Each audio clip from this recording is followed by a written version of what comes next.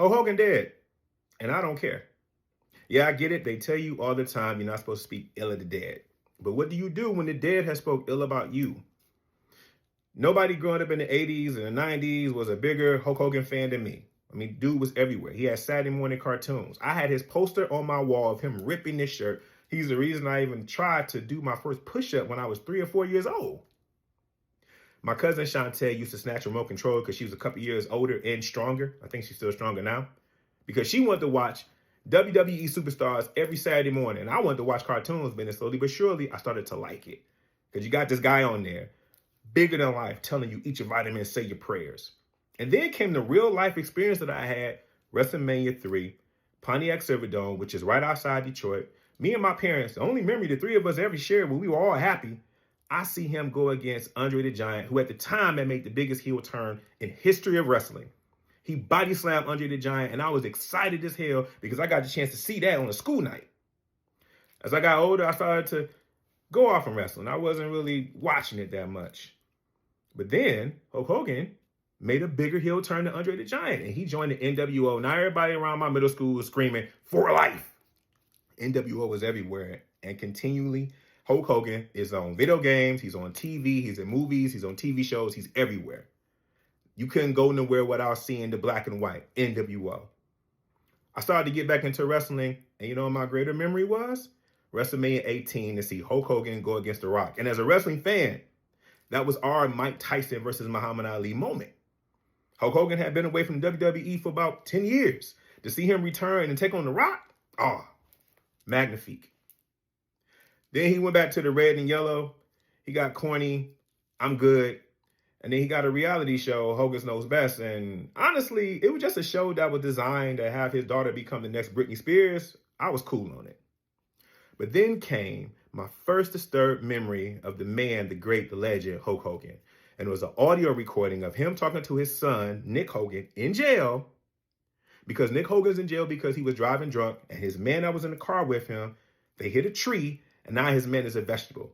And Hulk Hogan is speaking bad about him as if it was part of God's plan because this guy must have allegedly been a horrible person. And Nick is like, yeah, he was negative. And they go right into talking about getting a reality show for Nick Hogan. This man is in jail. He has no accountability, and Hulk Hogan is catering to his son because he's a spoiled brat. I was sweet on Hulk Hogan at that point. There's nothing about that man that I ever want to see. And then come the actual nail in the coffin after that, which is the audio that we're all talking about right now of him dropping a hard N-word. He's in the bed after he just had sex. That post-sex conversation, instead of getting yourself a cigarette, and he's in there with his man's wife, cheating. I don't know who cheating on who, but he's upset and angry. And I had to go back and listen to this because Brooke Hogan at that time allegedly was dating a black guy, and Hulk Hogan is calling her out saying she jumped sides on me. Yeah. And she's with an igger, with a hard R. Not the Nigga that he might have rapped in the Jeezy song that keeps replaying on that clip that's going around. Not that that would be an excuse. Nah, he's dropping a hard ER. And he's even saying, I'm racist to a point. A point meaning, if the laws wasn't what they were, I would gather a lynch mob and I would kill this Negro. He was dropping the N-word with so much fierceness, you would have thought he was born in 1800 and had slaves everywhere. But he felt that feeling. And at that point, whenever I would see Hulk Hogan anywhere, I would just turn my head. Matter of fact, the last time I saw Hulk Hogan was the last time a lot of us saw him, is when he showed up on WWE Raw when they premiered on Netflix, and the audience was booing him. Not because he was playing the heel, he was in character, because it was him. I was on my couch, like Leonardo DiCaprio mean, pointing at the TV, booing that man myself, because I'm good on him. That audio of him dropping that hard R, that was out in 2012. He had plenty of time to make up for it, but instead of saying I apologize or I'm wrong or try to go in the next years of his life to make good of that, you know what that man told a locker room full of black wrestlers when the WWE let him back in? Don't get caught recording, saying something that you don't want the world to know. Yeah, that's an apology. And now that he's gone, dead in the ground, you want to sit there and try to tell me why I should separate the man from the legend. I should not necessarily make it personal. And I'm so tired of that. Black people since 1619 been having to separate our feelings from a lot of things. This is why collectively I'm always saying we need therapy. because our emotions are always being put up in the closet, put up in a shoebox, and separated. I'm good on that. Don't try to convince me that I'm somehow tarnishing this man's legacy when he went out his way to tarnish his own legacy. He the one that spit on everything that he did. He the one that constantly went around making up fabricated lies of his legend and adding to the sauce, betraying people, having a lot of people not really like him. He did that in his own personal life, and I ain't really got nothing to do with none of that.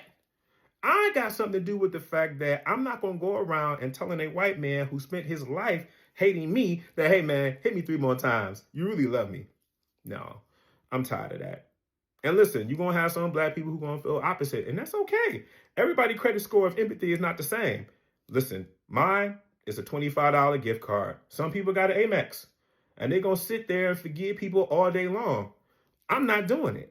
And Hulk Hogan was one of those individuals that he decided a long time ago that he was all about the money and his whiteness, and he didn't care. He was going to walk around shameless about it, and he had the privilege to do it.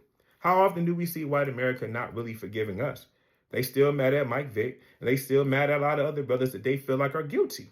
And listen, some of those brothers who are guilty, I feel like they're guilty too, but it's different in the lens, in that white lens, looking at blackness when we make a mistake versus when they make a mistake. Hulk Hogan didn't go around apologizing simply because he didn't have to. White men of power, white men in general, don't have to go around apologizing to nobody about who they are when the truth is revealed. When they speak about something that we already know how they felt, they can walk and they barely even lose a step. Versus I got to walk and I got to take my time with every simple type of mistake that I got to make in my blackness. I got to pass that on to my sons, to my daughters, to my nieces, to my nephews.